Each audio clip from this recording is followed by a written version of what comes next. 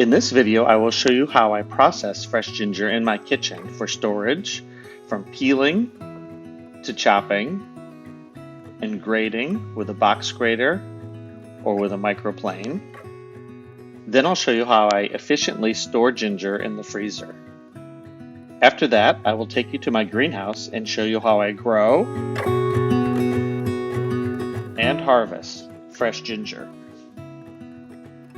So come along to my kitchen. I find the best way to peel fresh ginger is just to use a tablespoon like this. It actually just removes the skin very easily.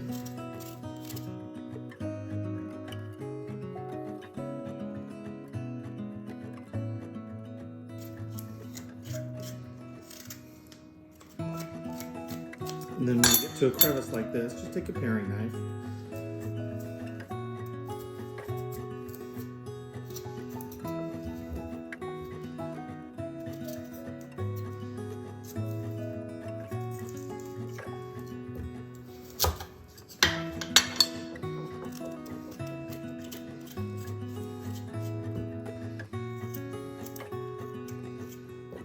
There.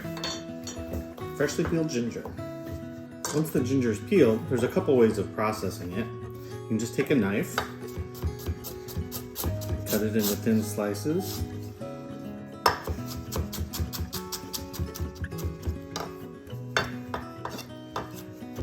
And just mince it this way.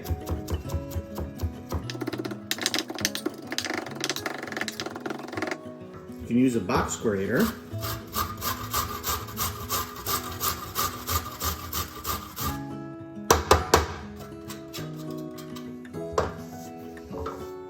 Makes it a little bit coarser, good for a stir fry. Or if you want it finely prepared, take a microplane.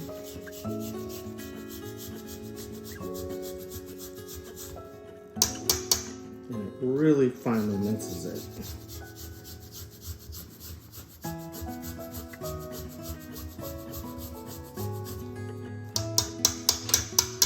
So there's the three options. With your knife, kind of a coarse little chop. With a grater, I use the large grate on the box grater. Bigger chunks for stir fries. And then with the microplane, very, very fine and smooth. I grow a lot of ginger, so I have to store some of it. Every February I harvest it. So a good way to store ginger for the long term is to put it in a Ziplock bag like this. Peel it, put it in the Ziplock bag, and then right into the freezer. And then you can pull that out and grate it any way you'd like. Another option is to actually puree it. And you could do it with a microplane like this, where it's nice and fine. Or another option is to use a food processor. So just cut the ginger into manageable size pieces with a food processor. Good enough. I'm take all of this.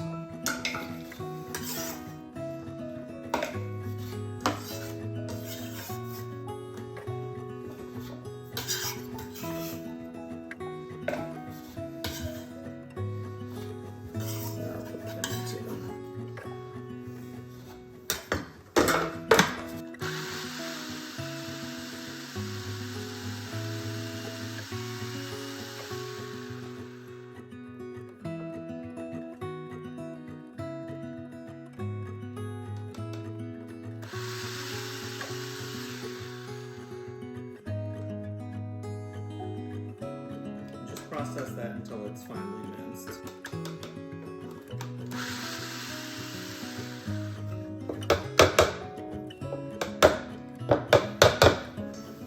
Next, you're going to take an ice cube tray, or I've got these silicone mats.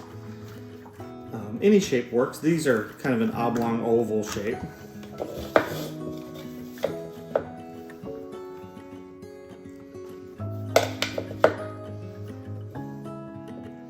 Just stuff each cavity with the filling. And then we'll stick that in the freezer, and once that's frozen nice and solid, we'll take it out and put them in Ziplock bags in the freezer, and then they'll store up to 6 months.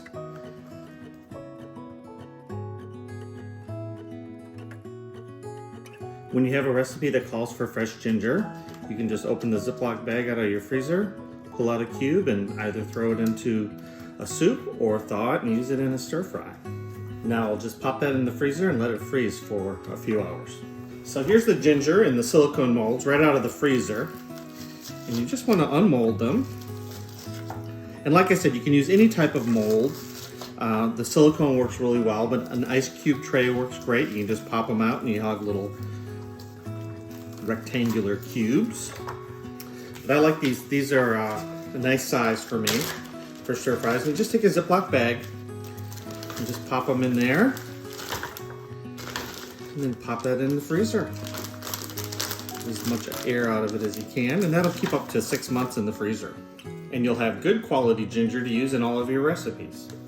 And don't forget to write the date on your bag.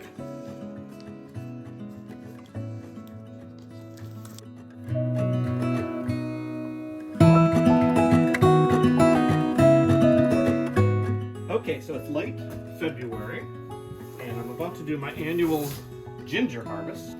This is a ginger from Brazil. So I'm gonna just empty it right onto the counter. I grow the ginger in these felt bags, which is really convenient. And this is the larger of the two gingers I grow. I grow a Peruvian ginger that's quite a bit smaller. So you just want to break all the soil away from the roots.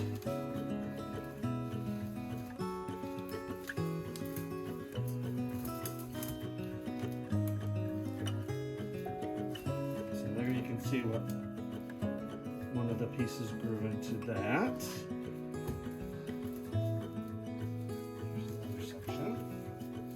And then for my second bag, this is the Peruvian ginger, both organic. You can see this still has a couple of the leaves on it, so I'm just going to cut those bag stalks here, right at the surface. Empty this on the counter.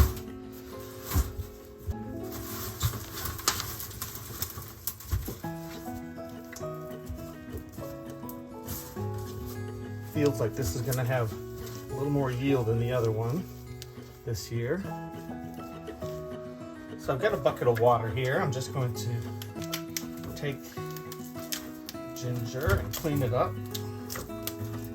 pulling off any of those long roots.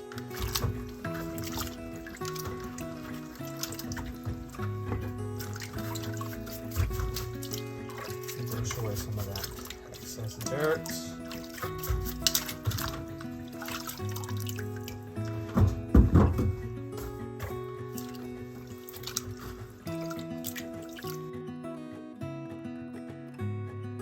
So here you can see I've cleaned them up, and you can tell the difference between the Brazilian. This is the Brazilian ginger. You can see how big those little fingers are versus the Peruvian, quite a bit smaller.